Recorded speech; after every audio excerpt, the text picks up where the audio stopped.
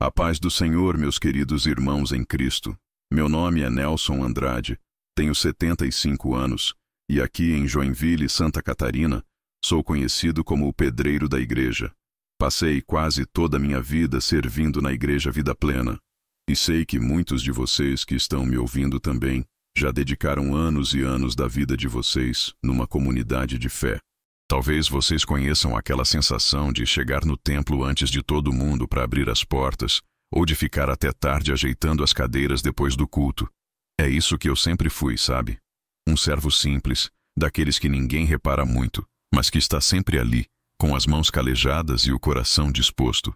Eu cresci numa família evangélica humilde. Meu pai era marceneiro, minha mãe costureira, e a gente não tinha muito, mas tinha Jesus. Desde pequeno, eu ouvia que a casa de Deus era o lugar mais sagrado do mundo, onde não entravam as sujeiras do mundo lá de fora. Aprendi a ter reverência pelo púlpito, respeito pelos pastores e uma fé simples, mas verdadeira. Me casei cedo com a Laura, uma moça de olhos verdes que conheci na igreja, e juntos criamos nosso filho Rogério. Trabalhei a vida inteira como pedreiro, construindo casas, muros, reformando prédios. Era um trabalho honesto que me deixava cansado no corpo, mas satisfeito na alma. Sei que vocês também conhecem essas histórias de gente simples que confia em Deus e vai vivendo um dia após o outro, né? A gente acorda cedo, trabalha duro, vai pro culto domingo de manhã e quarta à noite, participa da escola dominical, leva uma marmita para algum irmão doente. É uma vida boa, uma vida de paz. Eu pensava que ia viver assim até o fim dos meus dias, servindo calado, orando baixinho, sendo apenas mais um tijolo na construção do reino de Deus. Nunca imaginei que um dia eu seria aquele homem que todo mundo olharia diferente, que ia ouvir cochichos nas minhas costas, que ia perder quase tudo que eu amava por causa de uma verdade que eu encontrei escondida atrás de uma parede. Tudo começou naquele ano de 1999.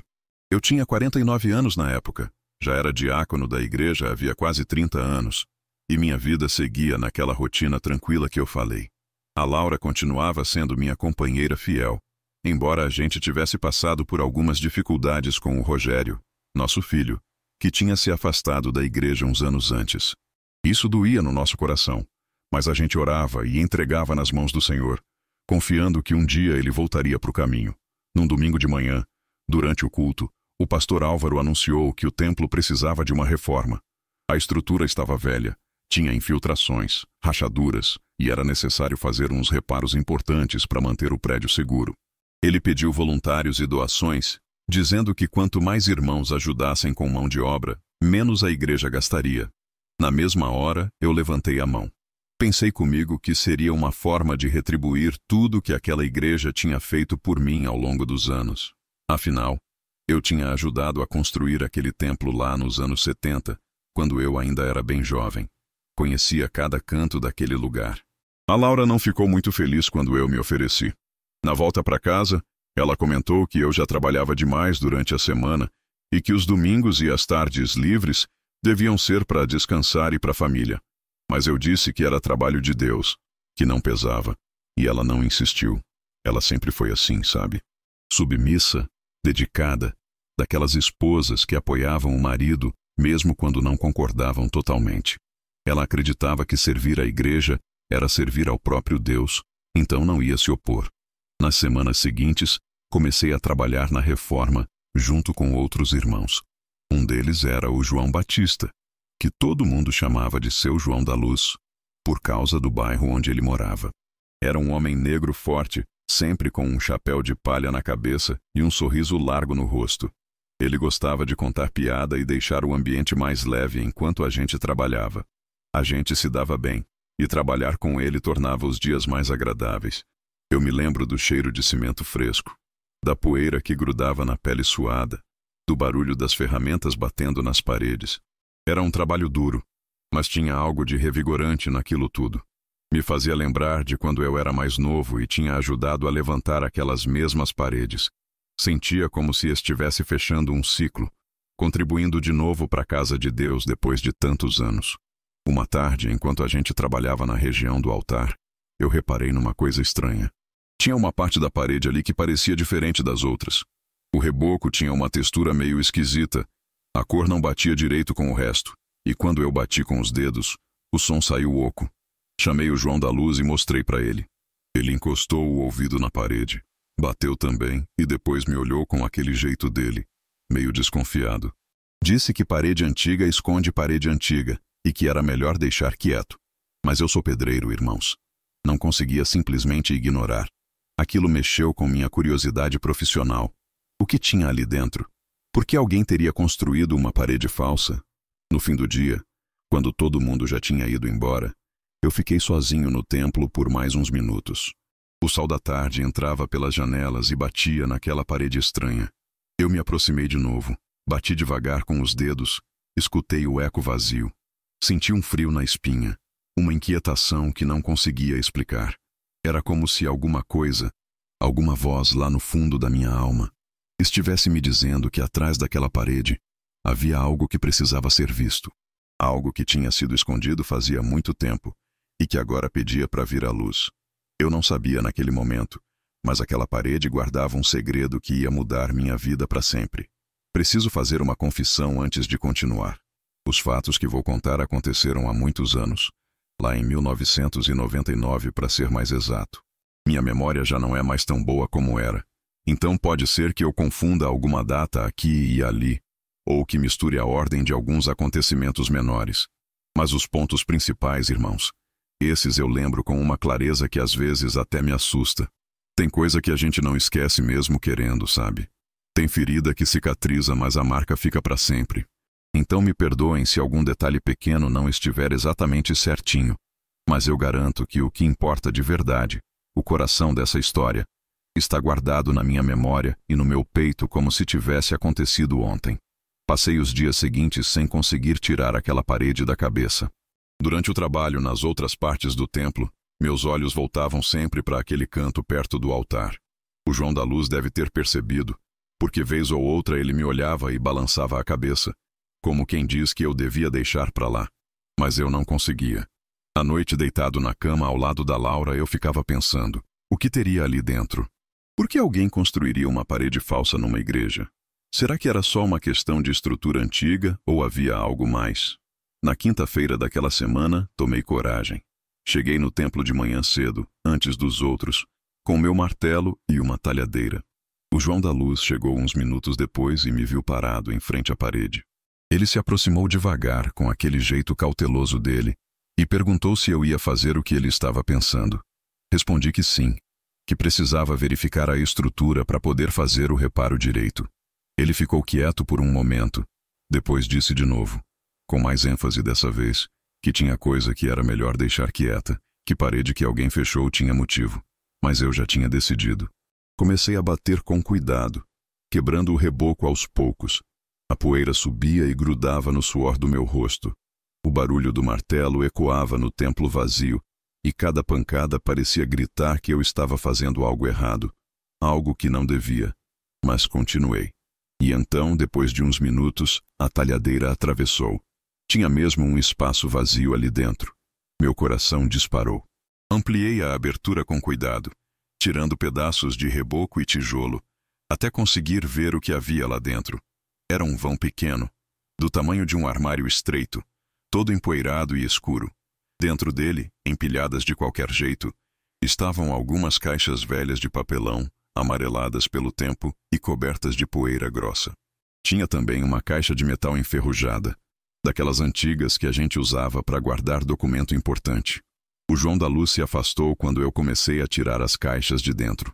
Ele disse que precisava ir embora mais cedo naquele dia e saiu rápido, me deixando sozinho com aquele achado estranho. Eu fiquei ali parado por um tempo, olhando para as caixas. Meu instinto dizia para não abrir, para chamar o pastor primeiro, para não mexer em coisa que não era minha. Mas ao mesmo tempo, uma força maior me empurrava.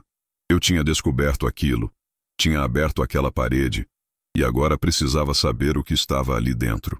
Levei as caixas para casa naquela noite. A Laura estava na cozinha preparando o jantar quando eu entrei com aquele monte de coisa empoeirada. Ela me olhou com cara feia e perguntou o que era aquilo. Expliquei que tinha encontrado dentro de uma parede falsa na igreja e que queria ver o que tinha antes de falar com alguém. Ela não gostou, Disse que eu devia ter chamado o pastor na hora, mas acabou vindo comigo para a sala quando eu coloquei as caixas na mesa. Abrimos juntos. Dentro das caixas de papelão havia papéis velhos, a maioria amarelada e quebradiça. Eram documentos financeiros, recibos antigos, atas de reunião escritas à mão com aquela letra caprichada de antigamente. Alguns estavam protegidos com plástico grosso que tinha ficado amarelado com o tempo. A Laura pegou uma das folhas com cuidado e começou a ler em voz baixa. Eram registros de doações, campanhas de arrecadação, coisas normais de igreja. Mas então eu abri a caixa de metal. Ela estava trancada com um cadeado velho que quebrei com uma chave de fenda. Dentro dela, protegida numa pasta de couro marrom toda deteriorada, estava uma carta. Uma carta manuscrita com letra firme mas trêmula em alguns pontos, como se quem escreveu estivesse nervoso ou com medo. A data no topo da carta dizia 25 de agosto de 1974. A assinatura no final era de um tal Pedro Amâncio, que se identificava como tesoureiro da igreja. Comecei a ler em voz alta, e conforme as palavras saíam da minha boca, sentia um peso crescendo no peito. Aquela carta era uma confissão. Pedro Amâncio explicava que tinha havido uma grande campanha na igreja em 1974 para arrecadar dinheiro e construir um orfanato chamado Casa Luz do Caminho. A campanha foi um sucesso, muita gente doou e uma quantia considerável foi levantada. Mas, segundo a carta, o dinheiro nunca chegou ao destino. Parte substancial das doações tinha sido desviada por membros da liderança da época, incluindo o pastor que estava à frente da igreja naqueles anos, um homem chamado Jonas Figueiredo. A carta continuava dizendo que quando Pedro Amâncio percebeu o desvio e tentou denunciar, foi pressionado, ameaçado e forçado a se calar em nome da preservação da obra de Deus. Ele escreveu que não aguentava mais carregar aquele peso sozinho, mas que tinha medo demais para falar abertamente. Por isso, decidiu esconder os documentos que provavam tudo, esperando que um dia alguém os encontrasse e fizesse justiça. No final da carta, ele pedia perdão a Deus e aos irmãos por não ter tido coragem suficiente. A Laura largou a carta na mesa como se tivesse queimado as mãos dela. Ela estava pálida, os olhos arregalados. Perguntou se aquilo era verdade, se eu achava que aquele homem estava falando a verdade ou se era algum tipo de vingança, alguma mentira. Eu não sabia o que responder. Peguei o resto dos papéis que estavam na caixa de metal. Tinha fotografias antigas, meio desbotadas, mostrando reuniões de homens de terno, alguns que eu não reconhecia. Tinha recibos de compra de terrenos, com valores e datas, assinaturas reconhecidas em cartório. Tinha até um documento que listava nomes de empresas, endereços, valores transferidos. Ficamos ali sentados na sala, em silêncio, por um tempo que pareceu muito mais longo do que realmente foi. O relógio na parede fazia aquele tic-tac irritante, e lá fora eu podia ouvir os cachorros dos vizinhos latindo. Mas dentro da nossa casa, só havia aquele silêncio pesado, aquele peso de uma verdade que tinha ficado escondida por 25 anos e que agora estava ali, escancarada na nossa frente. A Laura foi a primeira a falar. Disse que eu não devia mostrar aquilo para ninguém, que devia esquecer o que tinha encontrado. Aquilo era coisa antiga, ela disse, coisa que Deus já tinha julgado. Não adiantava trazer problema agora, não adiantava mexer em ferida velha. As pessoas envolvidas já deviam ter morrido ou estar velhas demais. E o mais importante, ela disse com voz firme, era que revelar aquilo ia destruir a fé de muita gente, ia manchar o nome da igreja, ia causar escândalo. Eu ouvi tudo que ela falou, mas não consegui concordar completamente. Algo dentro de mim, uma voz que eu não sabia se era minha consciência ou se era o próprio Espírito Santo, dizia que verdade era verdade, independente de quanto tempo tivesse passado. Mas ao mesmo tempo, eu tinha medo. Medo de estar errado, medo de causar problema, medo de desagradar a Deus por julgar homens que já tinham partido. A Laura guardou a carta e os documentos numa gaveta do nosso quarto e me fez prometer que eu não ia falar sobre aquilo com ninguém até a gente orar e buscar direção de Deus.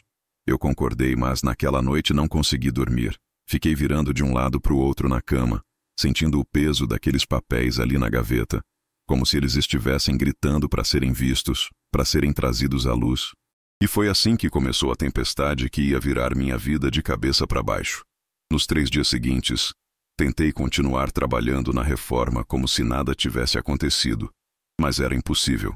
Cada vez que eu passava perto daquela parede, agora fechada de novo provisoriamente, meu estômago embrulhava. O João da Luz não tocava no assunto, mas eu via nos olhos dele que ele sabia que alguma coisa tinha me perturbado. Ele trabalhava do lado contrário do templo, mantendo distância, e quando nossos olhares se cruzavam, ele desviava rápido. À noite, eu lia e relia aquela carta. Decorei quase cada palavra. Pedro Amâncio tinha escrito com tanto detalhe, com tanta dor, que era impossível achar que era mentira. Ele mencionava datas exatas, valores específicos, nomes de pessoas e até o número de uma conta bancária. Falava de reuniões secretas, de documentos falsificados, de como o pastor Jonas Figueiredo tinha convencido o conselho de que o dinheiro estava sendo bem aplicado quando na verdade estava sendo desviado. Eu me lembrava vagamente daquela campanha. Em 1974, eu tinha apenas 24 anos e era diácono novo na igreja. Lembro que houve um grande entusiasmo, todo mundo falando sobre construir um orfanato, sobre cuidar dos pequeninos como Jesus mandava. Mas depois de alguns meses, o assunto simplesmente sumiu. Ninguém falou mais sobre o orfanato, e quando alguém perguntava, a resposta era sempre vaga, que o projeto tinha sido adiado, que as condições não eram favoráveis, que Deus ia mostrar o tempo certo. E com o passar dos anos, o orfanato Casa Luz do Caminho virou apenas uma memória embaçada, algo que quase tinha acontecido, mas não aconteceu. Na quarta-feira à noite, depois de 3 noites praticamente em claro, tomei uma decisão. Eu precisava falar com o pastor Álvaro. Ele era homem de Deus, líder da igreja, alguém em quem eu confiava. Certamente ele saberia o que fazer com aquela informação. Talvez ele pudesse investigar discretamente.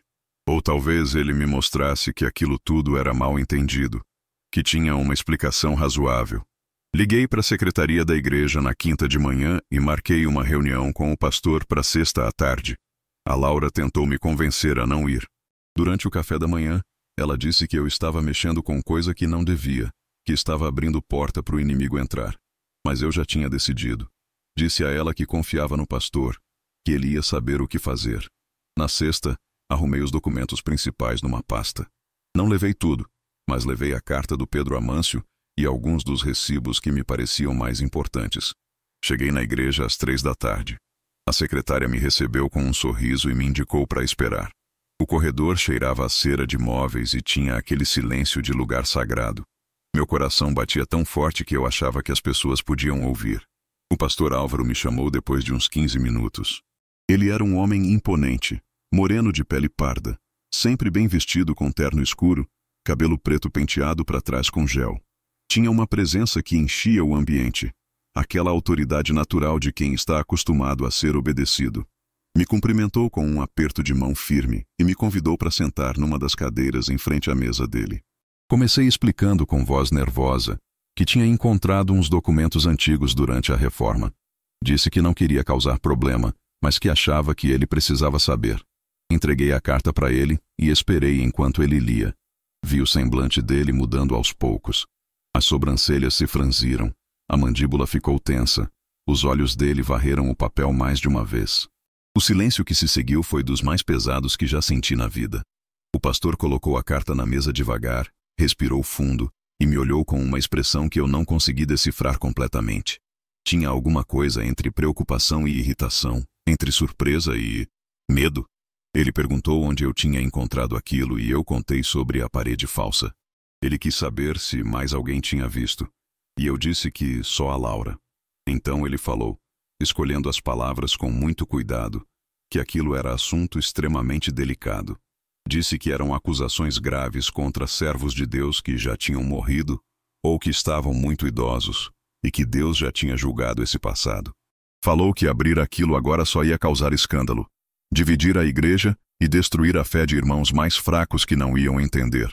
Eu tentei argumentar que, se era verdade, a verdade precisava ser conhecida. Mas ele me interrompeu com voz mais firme, quase autoritária. Disse que a verdade às vezes precisa ser administrada com sabedoria, que nem tudo que é verdadeiro precisa ser exposto, especialmente quando pode causar mais mal do que bem.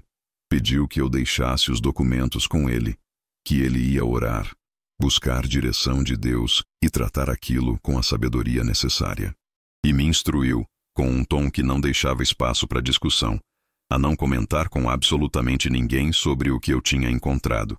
Me pediu também para confiar na liderança que Deus tinha colocado sobre mim. Disse que ele era o pastor, o responsável espiritual pela congregação, e que eu, como diácono, devia me submeter à autoridade estabelecida. Citou até um versículo sobre não tocar nos ungidos do Senhor e não fazer mal aos seus profetas. Saí daquela sala me sentindo estranhamente repreendido. Era como se eu tivesse feito algo errado ao encontrar aqueles documentos, como se fosse culpa minha por ter aberto aquela parede. No caminho de volta para casa, fiquei remoendo a conversa. O pastor não tinha negado que o desvio pudesse ter acontecido. Ele também não tinha prometido investigar ou fazer justiça. Ele só tinha pedido silêncio.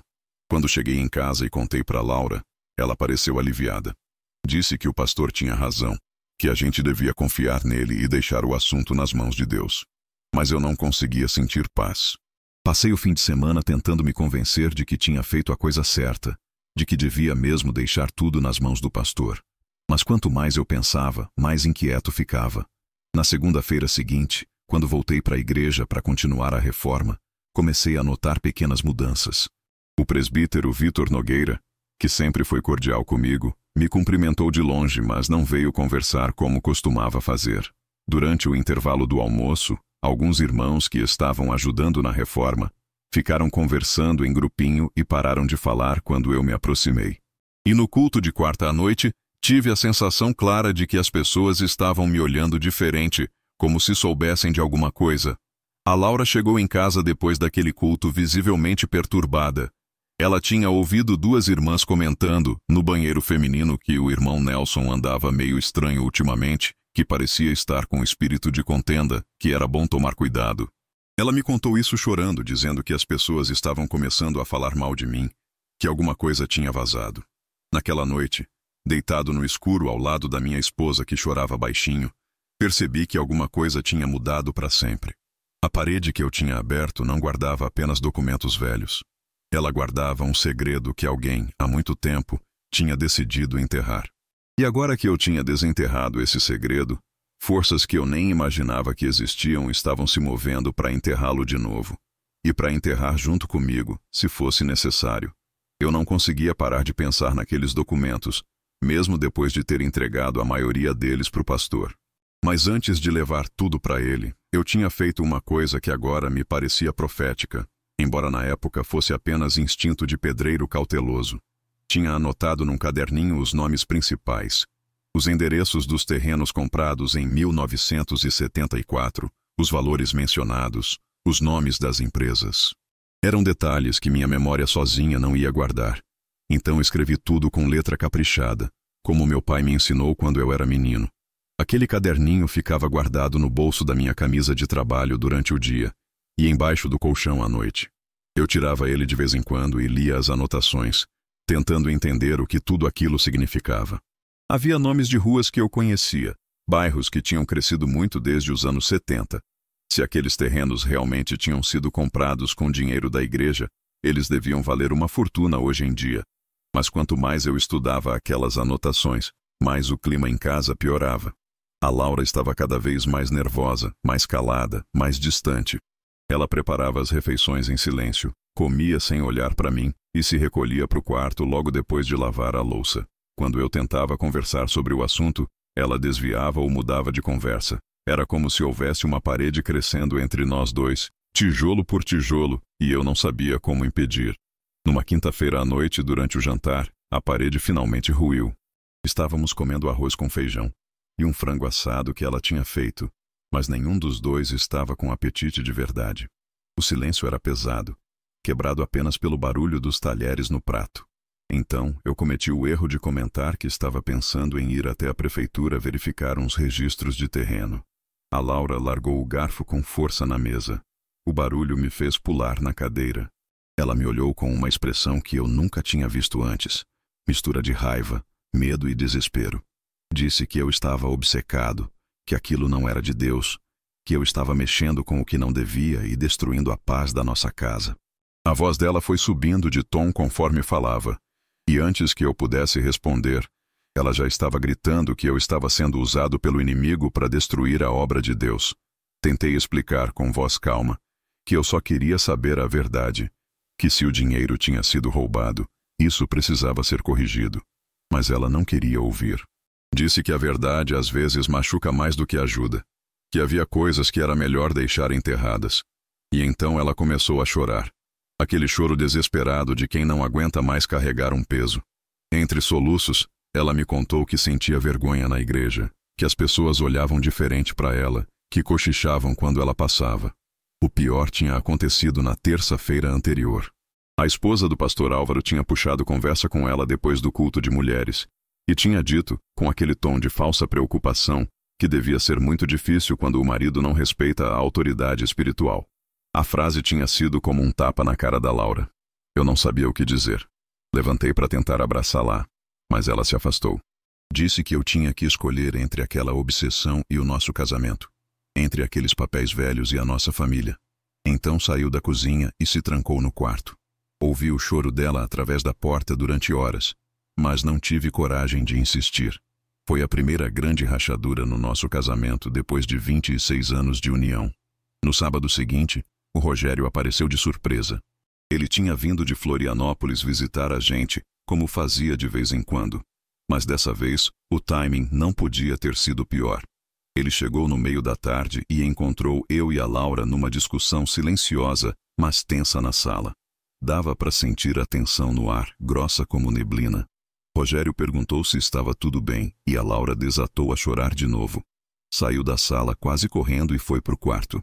Meu filho me olhou com aquela expressão de quem já sabia a resposta, mas ia perguntar mesmo assim. Quis saber o que estava acontecendo, e eu, cansado demais para mentir, contei a verdade. Contei sobre a parede, os documentos, o desvio de dinheiro, a reação do pastor, tudo. Ele me ouviu em silêncio, mas eu via a expressão dele mudando conforme eu falava. Quando terminei, ele balançou a cabeça com um sorriso amargo. Disse que era sempre a mesma coisa. Sempre igreja, sempre Deus, sempre a obra. Disse que era exatamente por causa desse tipo de coisa que ele tinha saído daquele lugar. Porque as pessoas preferiam esconder os erros a consertá-los. Preferiam proteger a imagem a buscar a verdade. Tentei explicar que era diferente, mas ele me interrompeu com voz dura. Disse que eu era fanático como sempre tinha sido, que precisava abrir os olhos, e antes que eu pudesse responder, ele já estava pegando as chaves do carro e indo embora, 3 horas antes do que tinha planejado ficar. Fiquei sozinho na sala, ouvindo o barulho do motor do carro dele sumindo na distância.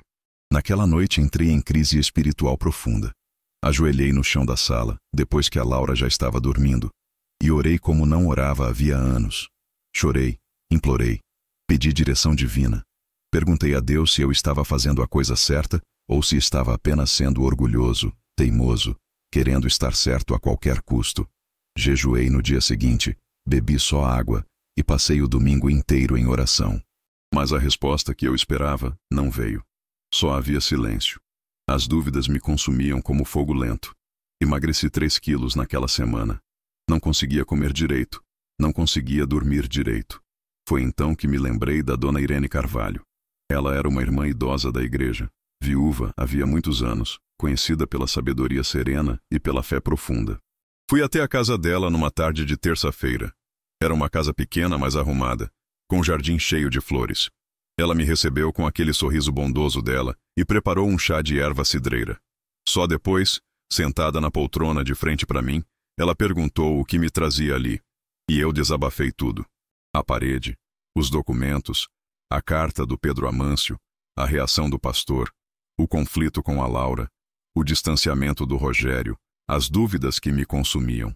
Falei sem parar por quase meia hora, e ela apenas ouviu, os olhos azuis fixos em mim com aquela atenção completa que só gente sábia consegue dar. Quando terminei, ficou um silêncio longo. Ela tomou um gole do chá dela, ajeitou o chale nos ombros, e então falou com voz mansa, mas firme. Disse que às vezes o silêncio de Deus era para nos ensinar a ouvir o que o homem tinha calado. Disse que Deus não precisava de mentira para ser defendido, que ele era grande demais para precisar que a gente escondesse a verdade em nome dele. As palavras dela trouxeram alívio temporário. mas também confirmaram o que eu já sabia no fundo. Eu não podia simplesmente esquecer. Foi então que tomei uma decisão. Eu ia até a prefeitura verificar os registros públicos dos terrenos mencionados nos documentos. Se tudo aquilo fosse verdade, ia haver provas concretas. E se fosse mentira, os registros iam mostrar. Na manhã seguinte, vesti minha roupa mais apresentável, peguei o caderninho com as anotações e saí de casa antes da Laura acordar. Deixei um bilhete dizendo que ia resolver uns assuntos. Peguei o ônibus até o centro de Joinville e desci em frente ao prédio da prefeitura. Era um prédio antigo de 3 andares, com escadaria de mármore e teto alto. Entrei e procurei informações no balcão da entrada. A moça que me atendeu, depois que expliquei que precisava consultar registros antigos de terrenos, me indicou o 2º andar, setor de registros imobiliários. Subi as escadas com o coração batendo forte, sem saber exatamente o que ia encontrar lá em cima. Mas sabia que daquele ponto em diante não havia mais volta. O setor de registros imobiliários ficava no fundo do 2º andar, numa sala comprida cheia de arquivos de metal e prateleiras que subiam até o teto. Cheirava a papel velho e poeira, aquele cheiro de lugar onde documentos antigos ficam guardados durante décadas.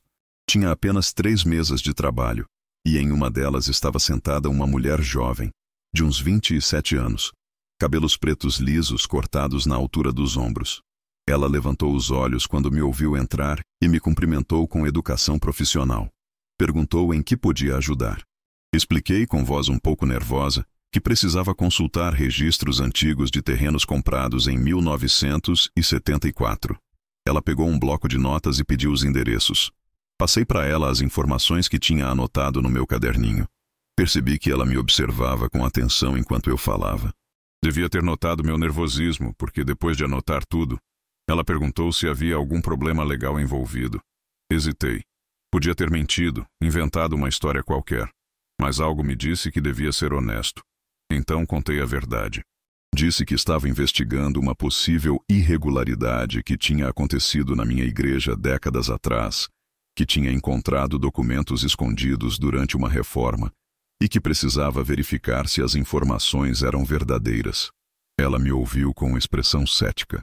Pude ver nos olhos dela que ela tinha preconceitos contra igrejas evangélicas. Não foi nada que ela disse, mas a gente percebe essas coisas. Mesmo assim, depois de um silêncio, ela concordou em me ajudar. Disse que ia levar alguns dias porque os registros de 1974 ainda não estavam digitalizados, que ela ia ter que procurar nos arquivos físicos no porão. Me pediu um telefone de contato e prometeu ligar quando tivesse alguma coisa. Agradeci e saí de lá com uma sensação estranha de esperança misturada com medo. O nome dela era Camila Duarte. Ela ligou para minha casa 3 dias depois, numa sexta-feira de manhã. A Laura atendeu e me passou o telefone com cara de desconfiança, querendo saber quem era aquela mulher. Expliquei rapidamente que era da prefeitura, mas vi nos olhos dela que a desconfiança não tinha passado. Camila disse que tinha encontrado os registros e que gostaria de conversar comigo pessoalmente. Marcamos para a segunda-feira seguinte. Passei o final de semana ansioso, imaginando o que ela tinha descoberto. Será que os terrenos existiam mesmo? Será que tudo aquilo não passava de fantasia? Na segunda, voltei para o prédio da prefeitura. Camila me esperava com uma pasta grossa cheia de cópias. Ela me levou até uma mesinha de canto da sala e abriu a pasta com expressão séria. Disse que tinha encontrado tudo o que eu tinha pedido e mais um pouco. Os terrenos existiam, estavam exatamente nos endereços que eu tinha dado e tinham sido comprados em agosto de 1974 por uma empresa chamada Construções Caminho Novo. Ela continuou explicando que tinha ido além do que eu pedi, por curiosidade própria. Tinha pesquisado quem eram os donos daquela empresa e descobriu que os sócios eram familiares diretos do pastor Jonas Figueiredo, o homem que liderava a igreja naquela época. As provas estavam ali, preto no branco, carimbadas e registradas oficialmente. Senti como se tivessem tirado o chão debaixo dos meus pés. Uma coisa era ler numa carta antiga sobre um desvio de dinheiro. Outra coisa era ter nas mãos documentos oficiais do governo provando que aquilo tinha acontecido de verdade. Camila me olhou com uma mistura de compaixão e indignação. Disse que fraude era fraude, não importava se acontecia numa igreja ou numa empresa, e que se eu precisasse de ajuda para levar aquilo adiante, Ela estava disposta. Saí da prefeitura com cópias de todos os documentos e uma sensação estranha no peito. Parte de mim queria que tudo fosse mentira, que os registros não existissem, que eu pudesse voltar para casa e esquecer tudo aquilo. Mas agora não dava mais. A verdade estava provada, documentada, inegável. Naquela mesma semana, tentei marcar nova reunião com o pastor Álvaro. Dessa vez não foi fácil. A secretária disse que a agenda dele estava cheia, que ele ia me ligar quando tivesse um tempo. Insisti tanto que ela acabou encaixando uma reunião para o final da tarde de quinta-feira. Quando entrei na sala pastoral, o clima já era diferente desde o começo. O pastor não se levantou para me cumprimentar como tinha feito da primeira vez. Apenas apontou para a cadeira e perguntou com voz fria o que eu queria. Expliquei que tinha ido atrás dos registros oficiais e que tinha confirmado tudo o que estava na carta. Mostrei as cópias que a Camila tinha me dado. Ele olhou os papéis sem pegar nas mãos, como se tivessem alguma doença contagiosa. Então levantou os olhos para mim e disse com voz dura que eu estava julgando os servos de Deus, semeando divisão, agindo em rebeldia espiritual. A voz dele foi subindo de tom conforme falava. Disse que eu estava tocando nos ungidos do Senhor e que Deus tratava com quem levantava a mão contra seus escolhidos. Foi quando a porta se abriu e o presbítero Vitor Nogueira entrou. Ele era um homem alto, completamente calvo, sempre elegante. Pediu licença e disse que tinha ouvido vozes alteradas do corredor. O pastor explicou rapidamente a situação, esperando apoio. Mas, para minha surpresa, o Vitor não concordou com ele imediatamente. Vitor pegou os documentos, examinou com atenção e depois disse que talvez o assunto merecesse investigação séria afinal. Vi o pastor Álvaro olhar para ele com fúria mal disfarçada. Naquele momento entendi que havia um jogo de poder acontecendo ali, que o Vitor estava vendo naquilo uma oportunidade de enfraquecer o pastor. Saí daquela reunião me sentindo ainda mais confuso. Agora não era só o pastor contra mim. Tinha algo maior acontecendo. Política interna da igreja, disputa de poder, e eu estava no meio sem entender direito as regras do jogo. Nos dias seguintes, o ambiente na igreja mudou drasticamente. As pessoas começaram a cochichar quando eu passava. Muitos me evitavam. Outros olhavam com piedade misturada com medo, como se eu tivesse alguma doença contagiosa. Durante o ensaio de louvor na quarta à noite, o Júlio César, que era o líder do grupo de música, me confrontou na frente de todo mundo. Disse que eu estava dividindo o corpo de Cristo, que aquilo não era de Deus. Vários outros concordaram em silêncio. Em casa, a Laura estava em crise constante.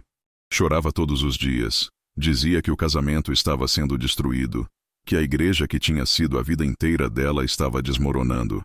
Ela desenvolveu insônia e a pressão alta ficou descontrolada. Precisou aumentar a medicação. Foi nessa época que o Vitor me procurou em particular. Me encontrou no estacionamento da igreja depois de um culto e disse que queria conversar. Fomos até um café ali perto. Ele falou que admirava minha coragem, que tinha influência na igreja e que podia me ajudar no momento certo. Mas a forma como ele falava, o jeito que ele sorria, me deixou com uma sensação ruim. Percebi que ele não queria justiça. Ele queria usar aquela situação para benefício próprio, para derrubar o pastor e assumir mais poder. Voltei para casa naquela noite me sentindo sujo por dentro. Estava cercado de gente falsa. O pastor queria esconder a verdade. O Vitor queria usar a verdade como arma. E eu só queria fazer o que era certo, mas nem sabia mais o que era certo. Na sexta-feira seguinte, encontrei um envelope na minha caixa de correio. Não tinha remetente, só meu nome escrito à mão. Dentro havia um bilhete simples, com letra que eu não reconheci. A mensagem era curta e direta. Procure Jonas Figueiredo, ele sabe de tudo. Ele mora em Barra Velha. Fiquei parado ali no portão de casa, segurando aquele bilhete, sentindo que tinha chegado num ponto sem volta. Levei 2 dias para decidir se ia mesmo atrás do Jonas Figueiredo. Aquele bilhete anônimo podia ser armadilha, podia ser alguém tentando me levar para um caminho errado. Mas, ao mesmo tempo, eu sabia que se quisesse entender de verdade o que tinha acontecido em 1974, precisava falar com alguém que estava lá, que participou daquilo tudo. E o Jonas era o pastor na época, o nome que aparecia em todos os documentos. Procurei a Camila de novo na prefeitura. Contei sobre o bilhete e perguntei se ela podia me ajudar a localizar o endereço do Jonas em Barra Velha. Ela olhou para mim com aquela expressão dela, meio preocupada, meio curiosa, e disse que ia ver o que conseguia. No dia seguinte, ela me ligou com um endereço e até indicações de como chegar. Não contei nada para Laura. Sabia que se eu falasse, ela ia implorar para eu não ir. Ia dizer que eu estava me metendo em perigo, que devia deixar o passado quieto. Então, numa terça-feira de manhã, fingi que ia trabalhar normalmente. Mas em vez de ir para o serviço, peguei o ônibus para Barra Velha. A viagem durou quase 2 horas. Tempo suficiente para eu repassar na cabeça 1000 vezes o que ia dizer quando chegasse lá. Barra Velha é uma cidade pequena no litoral, conhecida pelas praias e pelo clima tranquilo. O endereço que a Camila tinha me dado ficava num bairro afastado do centro, ruas de terra batida, casas simples. Quando desci do ônibus e comecei a andar procurando o número, senti um frio na barriga, que não era por causa do vento que vinha do mar. A casa do Jonas era das mais simples da rua. Pintura descascada, portão enferrujado, jardim mal cuidado com mato crescendo entre as pedras do caminho. Bati na porta 3 vezes antes de ouvir passos arrastados vindo lá de dentro. A porta se abriu devagar, e eu vi pela primeira vez o homem que tinha sido pastor da minha igreja 25 anos antes. Jonas Figueiredo era uma sombra do que devia ter sido. Magro demais, curvado, apoiado numa bengala, cabelos brancos e ralos. Os olhos dele, fundos nas órbitas, me olharam com uma mistura de medo e resignação. Eu me apresentei. Disse que vinha da igreja Vida Plena de Joinville. Vi o corpo dele inteiro tremer quando eu falei o nome da igreja. Ele ficou em silêncio por um tempo longo, me olhando fixo, como se estivesse decidindo se fechava a porta na minha cara ou se me deixava entrar. Finalmente ele falou, com voz rouca e cansada, que sabia que um dia alguém viria. Abriu a porta completamente e me convidou para entrar. A casa por dentro era ainda mais triste que por fora. Móveis velhos, poucos, parede com manchas de umidade. Cheirava a remédio e solidão. Ele me indicou um sofá puído e se sentou numa poltrona de frente para mim, a bengala apoiada no braço da cadeira. Perguntou como eu tinha descoberto onde ele morava. E eu disse que não importava, que o importante era a conversa que a gente precisava ter. Então contei tudo. A reforma da igreja, a parede falsa, os documentos, a carta do Pedro Amâncio. Conforme eu falava, vi lágrimas começando a descer pelo rosto enrugado dele. Quando terminei, ele ficou muito tempo em silêncio, apenas olhando para as próprias mãos trêmulas. Finalmente ele começou a falar. Tentou se justificar no começo. Disse que foi pressionado pelo conselho da época, que havia dívidas pessoais, que a tentação foi grande, que todos estavam fazendo aquele tipo de coisa naquela época. Disse que pensou que conseguiria devolver o dinheiro depois, que não imaginava que as coisas iam sair do controle. Mas conforme ele falava, as justificativas foram se transformando em confissão real. Ele admitiu que sabia do desvio, que participou ativamente, que usou parte do dinheiro para comprar terrenos em nome de familiares. Admitiu também que quando o Pedro Amâncio tentou denunciar, foi ele, o Jonas, quem mais pressionou para silenciá-lo. Disse que ameaçou o Pedro, que fez ele ter medo de falar, que praticamente expulsou o homem da cidade. E então ele disse algo que me partiu o coração. Disse que desde aquele dia em 1974, ele nunca mais teve paz. Tentou continuar no ministério, mas o peso da culpa destruiu tudo. O casamento terminou em divórcio. Os filhos se afastaram. Ele mudou de cidade várias vezes, tentou pastorear outras igrejas pequenas, mas sempre sabotava a si mesmo. Acabou desistindo completamente do ministério e vivendo sozinho naquela casa em Barra Velha, esperando a morte chegar. Ouvir aquilo me abalou profundamente.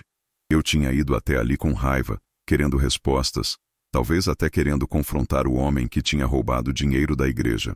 Mas o que eu encontrei foi um velho quebrado, destruído pelo próprio pecado, vivendo num inferno particular havia décadas. Ele me pediu, com voz fraca, que eu não destruísse o que ainda podia ser restaurado. Disse que expor tudo agora só ia machucar pessoas inocentes que frequentavam a igreja hoje.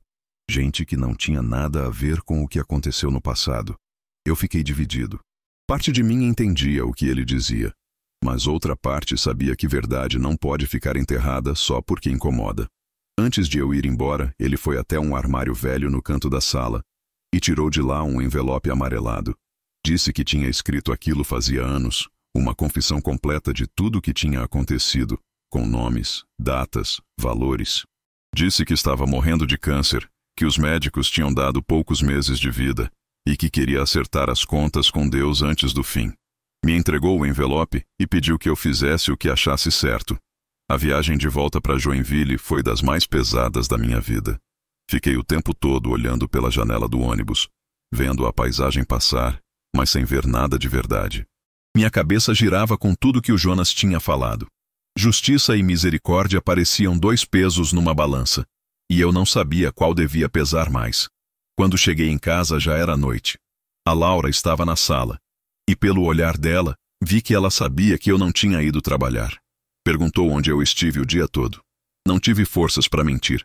Disse que tinha ido em Barra Velha conversar com o antigo pastor. Ela ficou pálida e começou a chorar de novo, dizendo que eu estava obcecado, que ia acabar destruindo tudo. Nos dias seguintes encontrei com a Camila para contar sobre a conversa com o Jonas. Ela me perguntou o que eu ia fazer agora.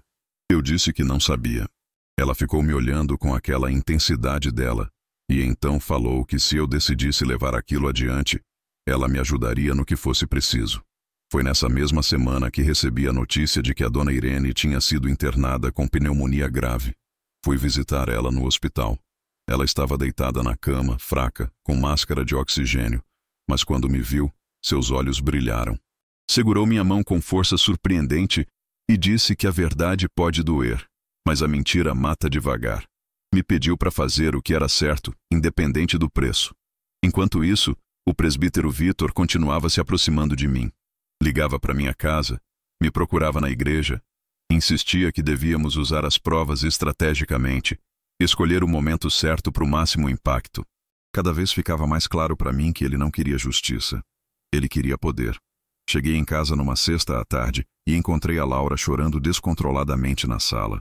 Entre soluços, ela me contou que o pastor Álvaro tinha vindo visitá-la pessoalmente naquela manhã. Tinha dito que se eu não parasse com aquela rebeldia, eu seria formalmente disciplinado e possivelmente excluído da congregação. Tinha dito que a disciplina era necessária para proteger o rebanho de lobos disfarçados de ovelhas. A Laura me agarrou pelas mãos, os olhos vermelhos de tanto chorar, e implorou: "Pelo amor de Deus, Nelson, pare com isso." Sua voz saiu num sussurro desesperado que me partiu ao meio. Naquele momento, olhando para o rosto sofrido da mulher que eu amava havia 26 anos, percebi que não importava o que eu escolhesse fazer, alguém ia sofrer. E muito provavelmente, quem ia sofrer mais era quem eu mais amava. No domingo seguinte, algo dentro de mim quebrou. Eu não aguentava mais carregar aquele peso sozinho, em silêncio. Durante o culto, na hora dos testemunhos, levantei a mão. O pastor Álvaro me viu, mas hesitou antes de me chamar. Finalmente, acenou com a cabeça, e eu subi ao púlpito com as pernas tremendo. Não mencionei o escândalo diretamente. Falei sobre a importância da verdade, sobre não esconder pecados, sobre como Deus valoriza a integridade acima de aparências. Minha voz saía trêmula, mas firme. Citei versículos sobre andar na luz, sobre confessar as faltas uns aos outros. O silêncio no templo era absoluto.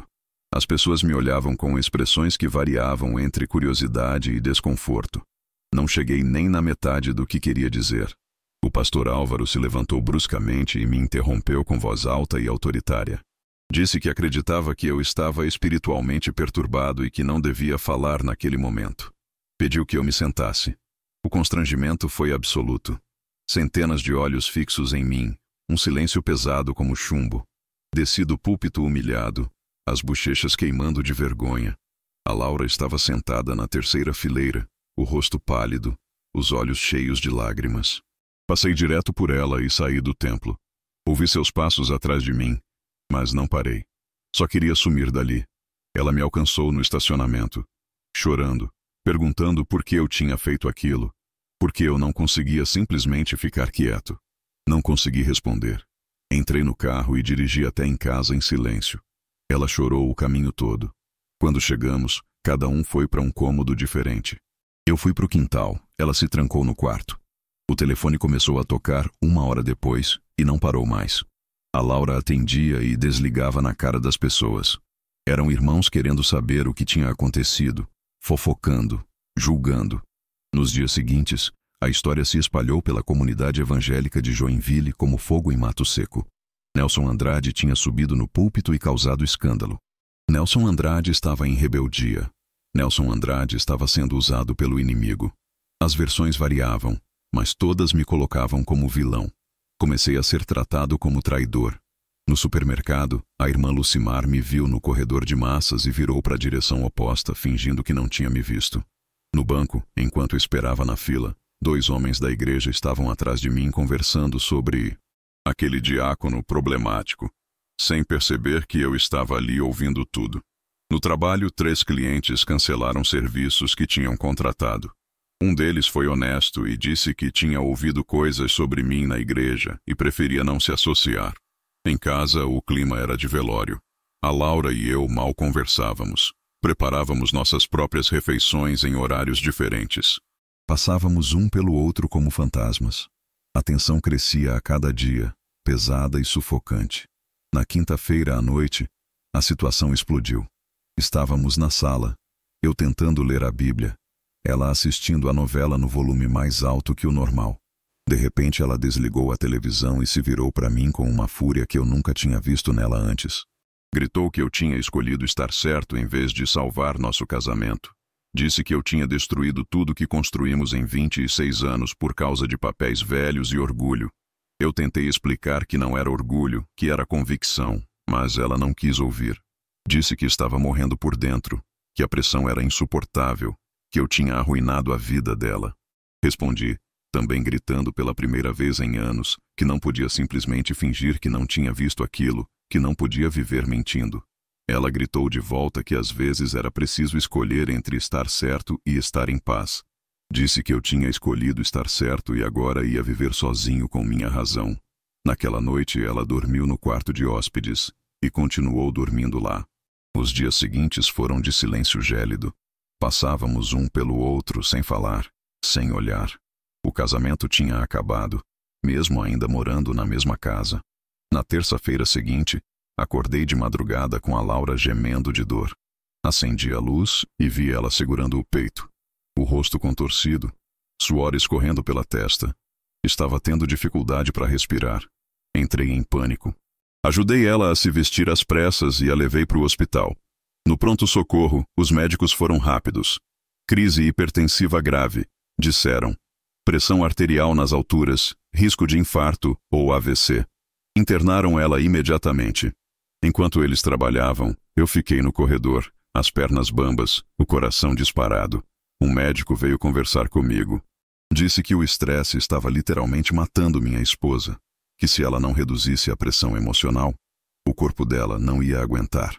Liguei para o Rogério em Florianópolis. Contei o que tinha acontecido. Ele disse que pegava a estrada imediatamente. Chegou 4 horas depois, encontrou o pai sentado sozinho na sala de espera do hospital, com cara de quem não dormia havia dias. Ele se sentou ao meu lado sem falar nada por um tempo. Então perguntou o que realmente estava acontecendo. E pela primeira vez, contei tudo para o meu filho. A parede, os documentos, a corrupção, a pressão para calar, o isolamento, a humilhação pública.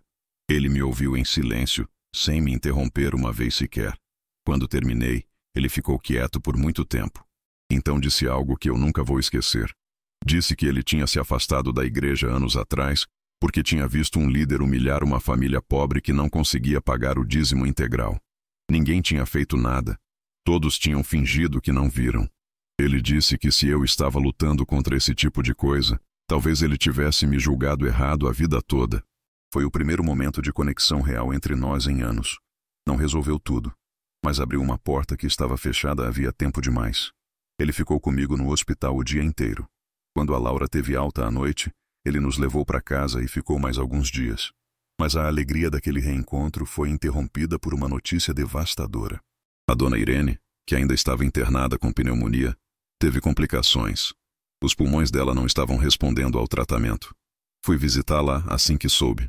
Ela estava muito fraca. Quase não conseguia falar. Segurou minha mão com força mínima e sussurrou que eu devia continuar. Que a verdade valia qualquer preço. 2 noites depois, recebi a ligação que eu temia. Dona Irene tinha falecido durante a madrugada. Desabei. Sentia que estava perdendo tudo. Uma coisa atrás da outra. Minha mentora espiritual, minha reputação, possivelmente minha esposa, minha paz. A Laura recebeu alta alguns dias depois, mas voltou para casa fragilizada. Tomava remédios para o coração, para a pressão, para a ansiedade. Passava os dias deitada ou sentada olhando para a parede. Falava pouco. Comia menos ainda. Era como se uma parte dela tivesse morrido naquele hospital. O casamento estava tecnicamente intacto, mas emocionalmente destruído. Morávamos na mesma casa como estranhos que dividem o mesmo teto. Não havia brigas mais, apenas silêncio. E o silêncio doía mais que qualquer grito. Numa noite, sozinho na sala depois que ela tinha ido dormir, ajoelhei no chão e orei com desespero que nunca tinha sentido antes. Perguntei a Deus se Ele realmente tinha me chamado para aquilo, ou se eu tinha apenas destruído tudo que amava por teimosia. Chorei até não ter mais lágrimas.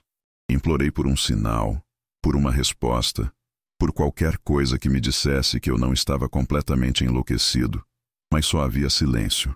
O silêncio de Deus e o silêncio da minha casa vazia. 2 semanas depois do episódio no hospital, a Camila apareceu na minha casa numa tarde de sábado. A Laura estava dormindo, e quando abri a porta e vi ela ali com uma pasta debaixo do braço, soube que era algo importante. Ela entrou, se sentou à mesa da cozinha e abriu a pasta com cuidado. Dentro tinha cópias oficiais autenticadas de todos os registros de terrenos, documentos de compra, certidões que provavam as ligações entre a empresa fantasma e a família do antigo pastor Jonas. Tudo carimbado, assinado, certificado. Ela disse que tinha feito aquilo porque verdade importava, independente de onde estava, e ofereceu testemunhar oficialmente se fosse necessário. Fiquei olhando para aqueles documentos por muito tempo. Sabia que tinha chegado o momento de decisão final. Ou eu enterrava tudo definitivamente e tentava salvar o que restava da minha vida, ou levava tudo para as autoridades civis e aceitava todas as consequências. Não havia meio termo mais. Guardei os documentos e passei os dias seguintes numa angústia que me consumia por dentro. A Laura estava em casa, mas era como se não estivesse. Tomava os remédios, comia pouco. Passava as tardes sentada olhando pela janela. Não falava quase nada. Quando eu tentava conversar, ela respondia com monossílabos. Na terça-feira da semana seguinte, tomei a decisão. Peguei todos os documentos, inclusive a confissão escrita que o Jonas tinha me dado, e fui até a delegacia. Perguntei por alguém que pudesse cuidar de um caso de apropriação indébita antiga. Me indicaram o delegado Hermano Lopes. Ele era um homem moreno de bigode espesso, sempre de terno amassado, olhar cansado mas atento. Fumava escondido, dava para sentir o cheiro de cigarro nele. Me recebeu na sala dele com ceticismo visível. Devia estar achando que eu era mais um fanático religioso com denúncias sem fundamento. Mas quando comecei a explicar e mostrar os documentos, a expressão dele mudou. Ele leu a carta do Pedro Amâncio, examinou os registros da prefeitura, analisou a confissão do Jonas. Depois de quase 1 hora, ele encostou na cadeira e disse que ali havia caso sério. Abriu investigação oficial naquele mesmo momento. Quando cheguei em casa e contei para Laura que tinha ido na polícia, ela entrou em colapso total. Gritou que eu tinha entregado a igreja nas mãos de Satanás, que tinha chamado o mundo para julgar a casa de Deus. Disse que não me reconhecia mais, que o homem com quem ela tinha casado nunca faria uma coisa daquelas. A discussão foi devastadora. Disse coisas que eu sei que ela não pensava de verdade, mas que a dor fez ela dizer. E eu, na minha própria dor, também disse coisas que devia ter guardado. No final, ela trancou a porta do quarto e não saiu mais naquela noite. 1 semana depois, ela piorou. Novas dores no peito, respiração difícil, pressão nas alturas de novo. Voltamos para o hospital às pressas. Dessa vez era mais grave. Complicações cardíacas sérias agravadas pelo estresse crônico. Os médicos falaram em cirurgia se não melhorasse. Passei dias entre o hospital e a casa vazia. Sentava ao lado da cama dela, segurava a mão dela, mas ela mal me olhava. Às vezes chorava baixinho. Outras vezes apenas ficava quieta, olhando para o teto. O Rogério voltou de Florianópolis de novo e ficou comigo, me ajudando a manter a sanidade. Num dos poucos momentos em que ela estava lúcida, sem sedação forte, ela segurou minha mão com força fraca e perguntou: "Por que você não conseguiu só deixar quieto?" Não tinha raiva na voz, só tristeza infinita. Respondi chorando que eu amava a verdade tanto quanto amava ela, e pedi perdão por isso ter custado tudo. Ela não respondeu. Apenas fechou os olhos. Horas depois, seu coração parou. A equipe tentou reanimar. Fizeram de tudo, mas não conseguiram. Laura Andrade morreu aos 48 anos. E uma parte de mim morreu junto. O funeral foi alguns dias depois. Comparecimento dividido. Alguns irmãos foram por respeito. Outros evitaram por pressão da liderança. O pastor Álvaro compareceu, mas ficou longe de mim. Não trocou uma palavra. O Rogério ficou ao meu lado o tempo todo, segurando meu ombro quando eu quase desabei. Depois do funeral, entrei num deserto espiritual que eu não desejo para o meu pior inimigo. Passei dias trancado em casa, sem comer direito, sem dormir, sem orar. Olhava para o quarto vazio, para as roupas dela ainda no armário, para as xícaras que ela usava. Sentia a culpa esmagadora. Será que tinha valido a pena? Será que Deus realmente queria que eu fizesse aquilo? Pensava em desistir de tudo, queimar os documentos, pedir perdão ao pastor, fingir que nada tinha acontecido. Mas sabia que não dava mais. A Laura estava morta. A investigação estava aberta. Não tinha volta. Numa noite, a mais escura de todas, ajoelhei no chão da sala e tive um momento de rendição total. Parei de tentar entender, parei de justificar, parei de questionar. Simplesmente entreguei tudo a Deus. A dor, a culpa, a solidão, as consequências. E pela primeira vez em meses, senti uma paz estranha.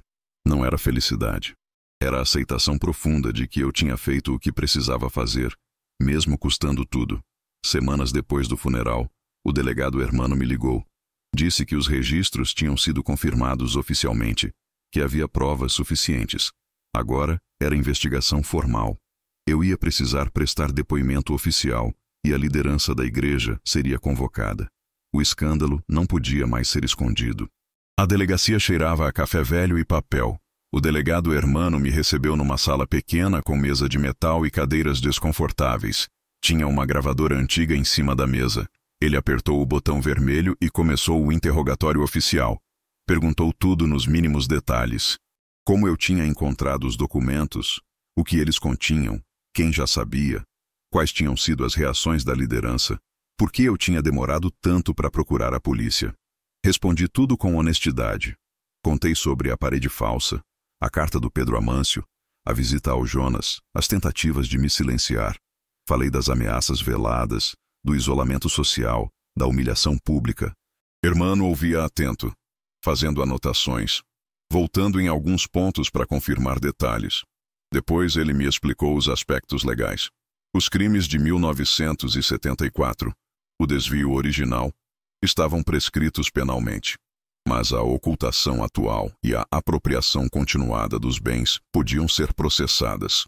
Além disso, havia questão de reparação civil. Os bens adquiridos ilegalmente deviam ser devolvidos ou ressarcidos. A Camila também foi chamada para prestar depoimento como testemunha técnica. Ela confirmou a autenticidade de todos os registros, explicou o processo de verificação que tinha feito, mostrou documentos da prefeitura. Hermano ficou impressionado com a organização dela. Dias depois, intimações oficiais foram enviadas para a liderança da igreja.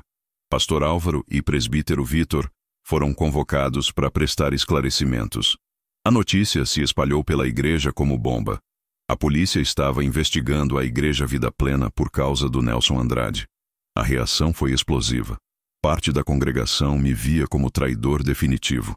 Ele entregou a igreja para o mundo julgar, diziam. Ele chamou a polícia para a casa de Deus, mas outros começaram a questionar. Se a polícia estava investigando, talvez houvesse verdade nas acusações afinal. A igreja se dividiu em facções que mal se falavam. Foi quando o Vitor me procurou com urgência. Me ligou dizendo que precisava conversar imediatamente. Encontramos num café longe da igreja. Ele estava nervoso, suando, diferente daquele homem sempre controlado que eu conhecia. Disse que as coisas tinham saído do controle, que não era para ter chegado naquele ponto. Ficou claro para mim naquele momento que o Vitor tinha querido usar as informações politicamente dentro da igreja, mas nunca quis envolvimento das autoridades civis. Ele tentou me convencer a retirar a queixa. Chegou a oferecer dinheiro como compensação. Olhei para ele com nojo e disse que não. Percebi finalmente que ele era tão corrupto quanto o Álvaro, só que mais esperto. Quando viu que eu não ia voltar atrás, o Vitor mudou de tática. Começou a espalhar que eu tinha inventado os documentos por vingança pessoal, que eu tinha problemas mentais agravados pela morte da Laura. A campanha de difamação se intensificou, mas eu não me importava mais. Já tinha perdido tudo que podia perder. O Rogério estava presente quase todos os dias. Ele tinha pedido licença no trabalho em Florianópolis e ficado em Joinville para me apoiar. Pela primeira vez em anos, tínhamos um relacionamento de verdade. Conversávamos sobre tudo. Ele me ajudava com as coisas práticas da casa, me forçava a comer. Até começou a me acompanhar na delegacia. O advogado da igreja, Dr. Célio Furtado, apareceu na minha casa uma tarde. Alto, loiro, terno impecável, expressão fria. Usou linguagem técnica para me intimidar. Falou sobre processos por difamação, calúnia, danos morais. Disse que a igreja ia me processar e que eu ia perder tudo. Olhei para ele com calma que eu não sabia que tinha e disse: faça o que achar necessário. A verdade já está com quem tem autoridade para investigar. Ele ficou surpreso com minha tranquilidade e foi embora ameaçando voltar com papéis oficiais. Nunca mais voltou. O pastor Álvaro e o Vitor foram convocados para depor. Chegaram na delegacia acompanhados do Dr. Célio. Durante os interrogatórios deram versões evasivas. Alegaram desconhecimento dos desvios antigos. Disseram que eu estava mentalmente perturbado pela morte da esposa. Insinuaram que eu tinha inventado tudo. Mas o hermano era investigador experiente. Apresentou os documentos, confrontou as contradições. Apertou com perguntas técnicas. O pastor Álvaro acabou admitindo que sabia vagamente de problemas antigos, mas alegou que eram questões já resolvidas internamente. O Vitor negou tudo, mas o nervosismo dele era óbvio. A investigação revelou que a empresa que comprou os terrenos em 1974 foi posteriormente transferida para terceiros, mas as ligações familiares com os antigos líderes ainda eram rastreáveis. Parte dos bens ainda estava em nomes ligados indiretamente à liderança. O hermano me chamou para conversar e disse que havia elementos suficientes para processo criminal por ocultação e processo civil por apropriação indébita. A decisão sobre prosseguir seria do Ministério Público, mas ele ia recomendar abertura de ação. Cheguei em casa naquela tarde com sensação estranha.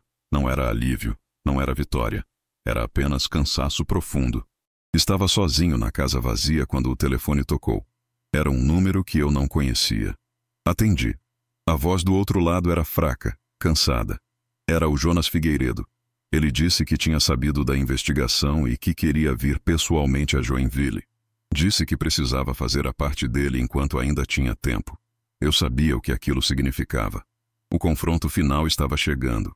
O Jonas Figueiredo chegou em Joinville numa manhã de segunda-feira. Ele me ligou do terminal rodoviário pedindo que eu fosse buscá-lo. Quando cheguei lá e o vi sentado num banco, esperando com uma mala velha ao lado, senti um aperto no peito. Ele estava visivelmente pior do que quando eu tinha visitado ele em Barra Velha meses atrás. Mais magro, mais curvado, a pele com aquela cor amarelada de quem está doente grave. Ajudei ele a entrar no carro. Ele disse que o câncer estava avançado, que os médicos tinham dado poucos meses, que ele não tinha muito tempo. Disse que queria acertar as contas com Deus e com aqueles que ele tinha prejudicado antes de partir. Trazia uma confissão escrita detalhada de tudo, com nomes, datas, valores. E trazia também as chaves da pequena casa que ainda possuía, aquela comprada com dinheiro do desvio, para devolver simbolicamente. Levei ele para minha casa. Preparei um café, ofereci o quarto de hóspedes para ele descansar. Conversamos durante horas naquela tarde. Ele contou detalhes que não tinha contado antes.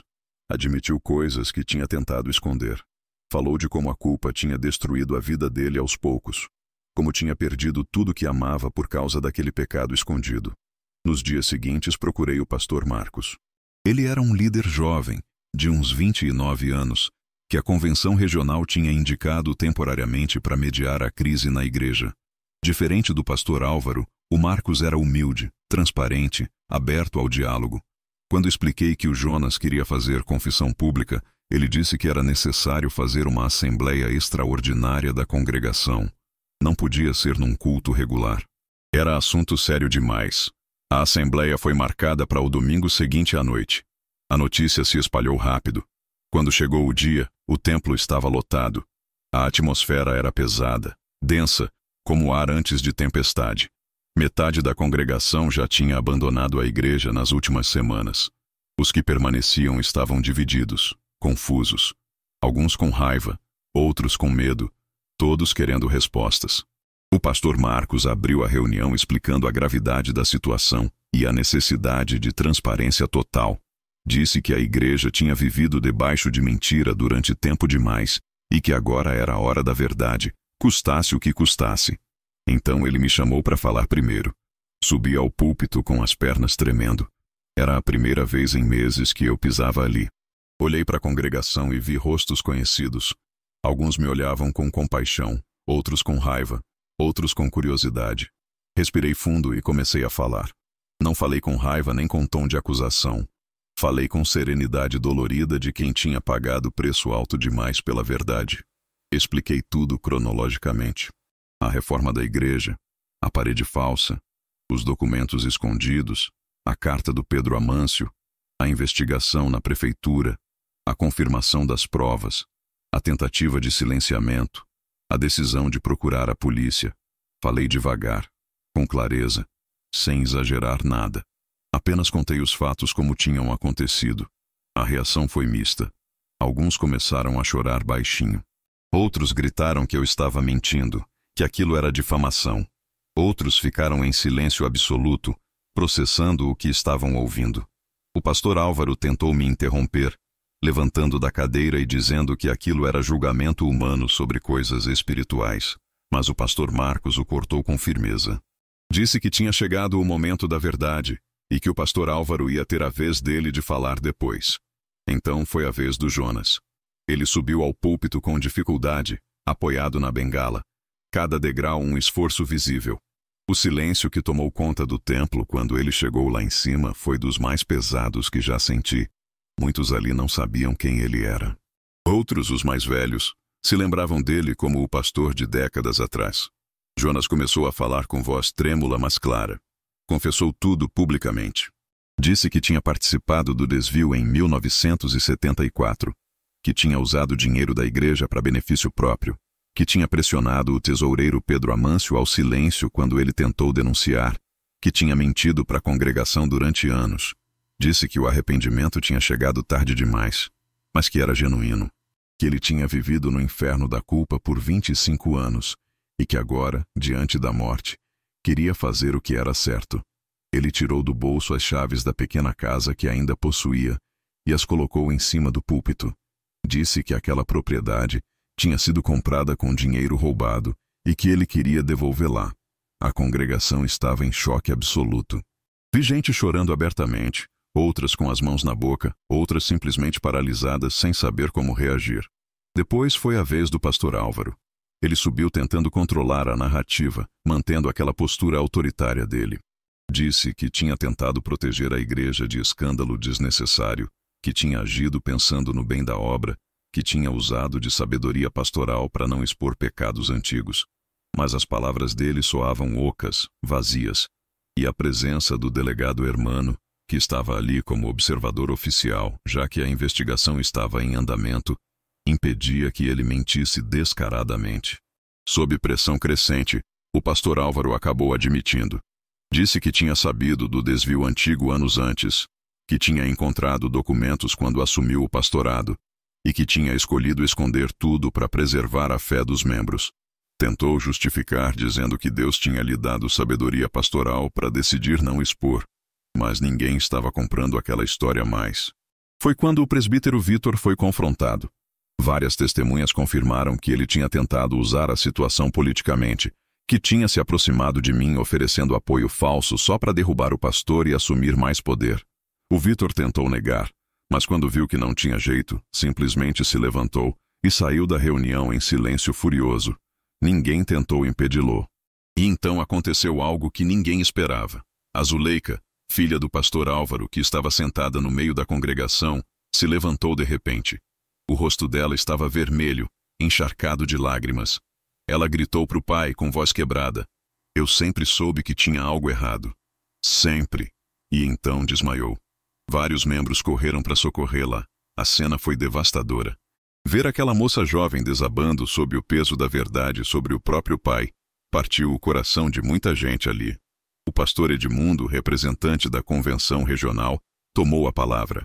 Com voz solene, anunciou o afastamento imediato do pastor Álvaro e do presbítero Vítor de todas as funções ministeriais.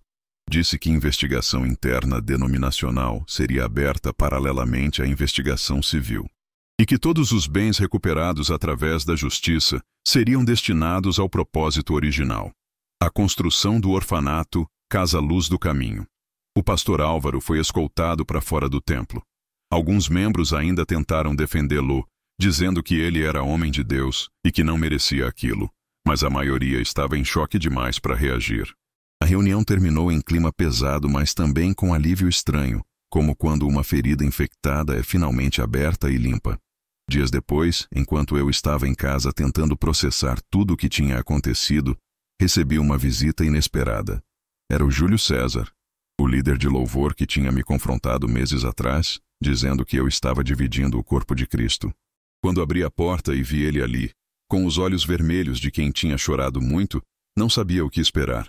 Ele entrou e, antes que eu pudesse dizer qualquer coisa, se ajoelhou no chão da minha sala e começou a chorar. Pediu perdão. Disse que tinha defendido o errado por medo de perder o ministério, por medo de perder o espaço que tinha na igreja, por covardia mesmo. Disse que eu tinha tido coragem que ele não teve e que ele ia carregar aquela vergonha para o resto da vida. Eu me ajoelhei junto com ele e o abracei. Também chorei. Foi um momento pequeno, mas de reconciliação profunda. Mostrou que nem tudo estava perdido, que havia esperança de cura entre as ruínas. Mas mesmo com aquele momento de perdão, eu não sentia vitória. Sentia apenas exaustão profunda. A Laura estava morta. A dona Irene estava morta. A igreja estava dividida e sangrando. A verdade tinha vindo à luz, sim, mas o preço tinha sido altíssimo demais. E eu me perguntava, sozinho à noite na casa vazia, se Deus realmente achava que tinha valido a pena. 6 meses se passaram desde aquela assembleia dramática. Meio ano que pareceu uma eternidade. Muita coisa aconteceu nesse tempo. O pastor Álvaro foi formalmente processado pela justiça e condenado à pena em regime aberto, devolução dos bens que ainda estavam em nome dele e perda definitiva de todos os direitos ministeriais. O Vítor não foi processado criminalmente porque não tinha provas diretas ligando ele ao desvio original, mas foi afastado de todas as funções na igreja e perdeu completamente a credibilidade. Ambos deixaram Joinville. Ouvi dizer que o Álvaro tinha se mudado para uma cidade no interior, trabalhando como vendedor, vivendo sozinho. O Jonas Figueiredo faleceu 3 meses depois da confissão pública. O câncer tomou conta rápido. Ele morreu no hospital em Barra Velha, mas pelo menos morreu em paz relativa. Tinha feito o que era certo no final, mesmo que tarde demais. Fui no enterro dele. Éramos apenas 6 pessoas no cemitério, uma vida inteira reduzida a meia dúzia de presentes num funeral chuvoso. A igreja Vida Plena estava vazia pela metade. Dos 400 membros ativos que tinha antes do escândalo, restavam menos de 200. Muitos foram para outras igrejas da cidade. Outros simplesmente abandonaram a fé institucional completamente. A atmosfera era de luto coletivo e desconfiança. As pessoas que ficaram não sabiam mais em quem confiar. Eu continuava frequentando os cultos, mas sentava sempre no último banco, num canto. Não participava de nada, não levantava a mão para adorar, não ia na frente para oração. Apenas ficava ali, quieto, observando. Alguns me viam como herói que tinha salvado a integridade da igreja. Outros me viam como destruidor que tinha manchado o nome de Deus. Eu não me via como nenhum dos dois. Era apenas um homem cansado que tinha pagado preço alto demais. A solidão era o peso mais difícil de carregar. A casa vazia me sufocava. A Laura fazia falta em cada cômodo, em cada silêncio. Às vezes eu entrava no quarto que tinha sido dela e ficava ali parado, sentindo o cheiro dela que ainda persistia nas roupas do armário. Tinha dias que eu simplesmente sentava no sofá e chorava, perguntando a Deus em voz alta se as escolhas que eu tinha feito valeram a pena. Foi nessa época que a Camila se tornou presença constante na minha vida. Ela tinha começado a frequentar a igreja discretamente durante toda a crise e tinha permanecido depois do escândalo. Algo na minha história tinha tocado ela profundamente. Ela passou a me visitar toda semana, sempre trazendo comida porque sabia que eu não estava comendo direito. Conversávamos por horas. Ela não julgava, não dava conselhos não pedidos, apenas oferecia companhia sem cobrança. Com o tempo, desenvolveu entre nós uma relação quase paternal, embora não tivéssemos laços de sangue. Ela começou a me chamar de seu Nelson, com aquele carinho respeitoso, e eu comecei a vê-la como a filha que nunca tive. O Rogério também tinha voltado definitivamente para Joinville. Conseguiu transferência do trabalho dele em Florianópolis para uma empresa aqui. Morava num apartamento próprio, mas me visitava quase todo dia. O relacionamento entre nós tinha sido completamente transformado. De distante e frio, tinha virado próximo e honesto. Conversávamos sobre tudo, até sobre coisas que nunca tínhamos falado antes. Ele até começou a frequentar a Igreja Renovada. Não por obrigação religiosa, mas por respeito ao exemplo que ele disse que eu tinha dado. Conheci também a Rosa Meirelles nesse período. Ela era uma mulher de fala franca, que trabalhava com obras sociais na igreja. Um dia, depois de um culto, ela me encontrou sozinho no estacionamento e veio direto ao ponto. Disse que eu tinha feito o que era certo e que aquilo tinha custado tudo, mas que agora eu não podia desperdiçar esse sacrifício me afogando em autopiedade. Disse que eu precisava me levantar e continuar servindo. Foram palavras duras, mas necessárias. A Rosa se tornou uma amiga leal. O pastor Marcos me procurava pessoalmente com frequência. Ele não vinha como autoridade sobre súdito, mas como irmão buscando conselho. Propunha mudanças estruturais profundas, transparência financeira total, conselho fiscal independente com membros de fora da igreja, prestação de contas pública a cada 3 meses, canais de denúncia anônima para qualquer irregularidade. Ele queria reconstruir a igreja do zero, com fundação de integridade. Ele me convidou para integrar o novo conselho de anciãos. Recusei no começo, dizendo que eu tinha causado divisão demais, que minha presença só ia trazer mais problema. Mas ele insistiu. Disse que eu não tinha causado divisão, que eu tinha apenas revelado a divisão que já existia escondida, e que a igreja precisava de homens de integridade como eu. Durante esses 6 meses, as investigações civil e eclesiástica foram concluídas.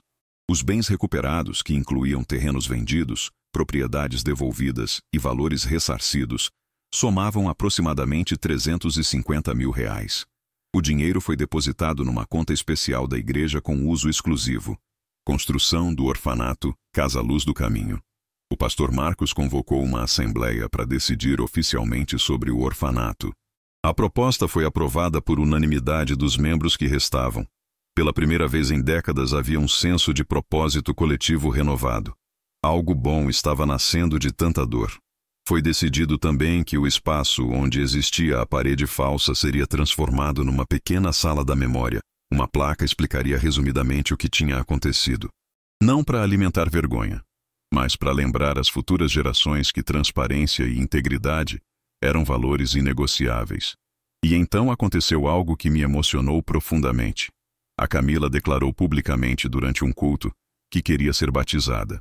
No testemunho dela, ela contou que tinha crescido vendo religião como hipocrisia organizada, mas que testemunhar minha coragem tinha mostrado para ela que havia diferença entre instituição corrompida e fé genuína. Disse que não queria seguir a igreja, mas o Cristo que eu seguia. Chorei durante o batismo dela. Foi a primeira vez em meses que minhas lágrimas eram de algo além de dor. Eram lágrimas de propósito redescoberto, de esperança nascendo das cinzas. Depois de muito pensar e orar, aceitei o convite do pastor Marcos para participar do novo conselho. Mas coloquei uma condição. Nunca mais íamos esconder nada, custasse o que custasse. Preferia a igreja pequena e verdadeira do que grande e falsa. O Marcos sorriu, estendeu a mão e disse: fechado. As obras do orfanato iam começar. E com elas, a reconstrução não apenas de um prédio, mas de uma comunidade inteira. As obras do orfanato Casa Luz do Caminho começaram no início do ano 2000. Eu tinha 50 anos na época e trabalhei como voluntário na construção desde o primeiro dia. Não era mais funcionário contratado, era servo. Trabalhava ao lado de outros membros, alguns que tinham me apoiado desde o começo, outros que tinham me julgado, mas depois pediram perdão quando entenderam a verdade. Havia algo profundamente simbólico em construir algo bom sobre as ruínas do escândalo. Cada tijolo que eu colocava era um ato de redenção coletiva. O Rogério participava ativamente nos finais de semana e a Camila coordenava toda a parte administrativa do projeto, usando as habilidades profissionais dela para garantir gestão transparente de cada centavo. A construção levou 18 meses. Durante esse período, a igreja foi se curando gradualmente. Não todos voltaram, mas os que ficaram estavam comprometidos com a nova cultura de transparência. Era uma igreja menor, mais humilde, mas infinitamente mais verdadeira. A inauguração oficial aconteceu em 2002. Foi uma cerimônia simples, mas extremamente significativa. O pastor Marcos fez um discurso sobre a fidelidade de Deus em trazer luz das trevas, sobre como redenção é possível mesmo depois da queda mais profunda. Uma placa foi colocada na entrada. Orfanato Casa Luz do Caminho, para que a verdade nunca mais precise ser escondida, em memória de Pedro Amâncio, tesoureiro que tentou fazer o certo quando ninguém estava ouvindo. Fiquei ali observando as crianças correndo e brincando no pátio onde antes havia apenas corrupção escondida. Senti paz misturada com tristeza infinita. A Laura deveria estar ali. A dona Irene deveria estar ali. Mas elas tinham partido antes de ver o fruto de tanto sofrimento.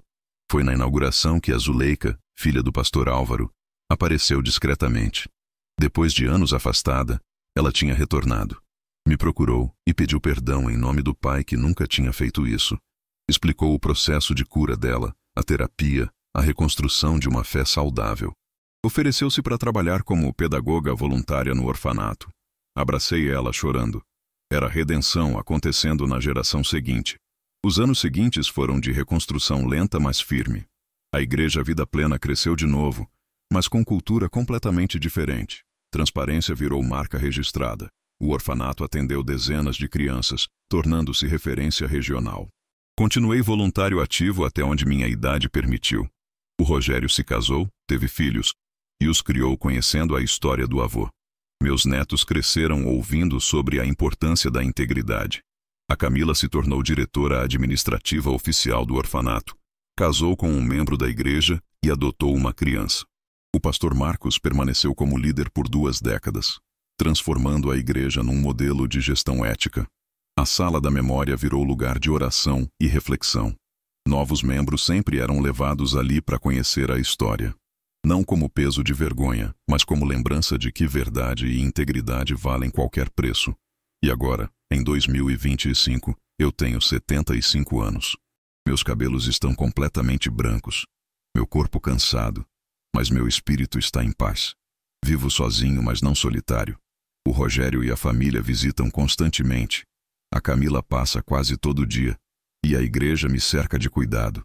Num domingo típico como hoje, me sento no último banco do templo renovado.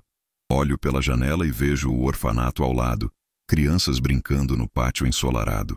Escuto as risadas inocentes delas e sei que representam tudo pelo qual lutei. O pastor Marcos, agora com 55 anos e cabelos grisalhos, prega sobre o Salmo 85, versículo 10. A misericórdia e a verdade se encontraram, a justiça e a paz se beijaram. Ele olha para mim durante o sermão. É reconhecimento silencioso. Depois do culto, caminho devagar até a sala da memória. Entro sozinho. Leio a placa na parede que conta resumidamente nossa história. Me ajoelho com dificuldade da idade e oro em silêncio. Não oro com orgulho pela vitória nem com amargura pelas perdas. Oro com gratidão pela transformação. Agradeço a Deus não por ter tornado tudo fácil, mas por ter me sustentado quando foi impossível. Saio da sala e caminho até o orfanato. As crianças me reconhecem. Seu Nelson. Correm para me abraçar. Sorrio com olhos marejados, distribuindo as balas que sempre carrego nos bolsos. A Camila aparece com prancheta nas mãos. Ela sorri. Veio fiscalizar a obra de novo? Respondo. Só vim ver se a verdade ainda mora aqui. Ela aponta para as crianças. Mora ali, na risada delas. Observo o templo de um lado, o orfanato do outro. 2 estruturas físicas, mas um único testemunho. O Rogério aparece para me buscar. Enquanto caminhamos para o carro, digo para ele o que aprendi. Descobri que a parede escondia um pecado de 25 anos. Mas o que mais doeu foi perceber quantas paredes espirituais a gente levanta dentro da igreja para esconder o que não quer que Deus veja. Paredes de aparência, de reputação, de orgulho, de medo. Perdi minha esposa. Perdi minha reputação. Perdi anos de paz. Mas ganhei algo que nunca tive antes. Fé que não depende de homens, de instituições ou de aprovação. Fé que olha para a verdade nos olhos e não desvia. O orfanato saiu do papel 26 anos depois. A Laura não viu. A dona Irene não viu. Mas elas sabiam que a semente tinha sido plantada. E semente verdadeira sempre germina, mesmo que demore. Caminhamos até o carro de mãos dadas. De longe, escuto o som de martelos. Nova reforma está acontecendo em outra ala da igreja. Sorrio tristemente e penso: que Deus nos ajude a não construir novas paredes. E se construirmos, que alguém tenha coragem de quebrá-las. Porque a verdade sempre vem à luz, mesmo que precise quebrar tijolo por tijolo. Antes de encerrar, quero pedir uma coisa muito importante para vocês, meus irmãos e irmãs em Cristo. Recebi um pedido de oração da irmã Maria Lúcia, e meu coração se encheu de compaixão quando li o pedido dela. A irmã Maria Lúcia precisa das nossas orações neste momento difícil, assim como seu filho Arlan, sua filha Arlane e sua sobrinha Beatriz. Essa família está enfrentando provações e precisa sentir o poder da oração unida dos irmãos. Eu sei, porque vivi na minha própria pele, que quando passamos por momentos de dificuldade, saber que há irmãos intercedendo por nós faz toda a diferença. A oração move montanhas, irmãos. A oração abre portas que parecem fechadas. A oração traz paz no meio da tempestade. Então eu peço, de coração, que todos vocês que estão me ouvindo agora se unam a mim neste momento. Vamos juntos levar a irmã Maria Lúcia, o Arlan, a Arlane e a Beatriz diante do trono da graça.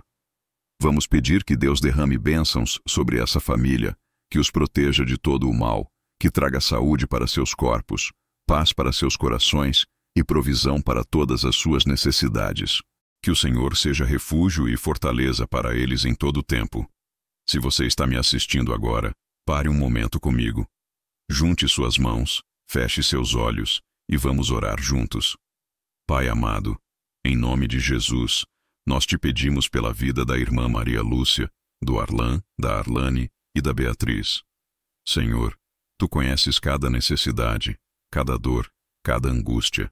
Derrama teu óleo de cura, tua proteção divina, tua provisão abundante sobre essa família. Que eles sintam tua presença real, que sejam guardados debaixo das tuas asas e que experimentem o teu amor que nunca falha. Em nome de Jesus, amém. Se essa história tocou seu coração de alguma forma, se inscreva no canal, deixe seu like e compartilhe com outros irmãos que precisam ouvir que vale a pena lutar pela verdade, mesmo quando custa tudo. Deixe nos comentários o que Deus falou com você através dessa história. Que o Senhor abençoe a cada um de vocês. A paz de Cristo esteja sempre convosco.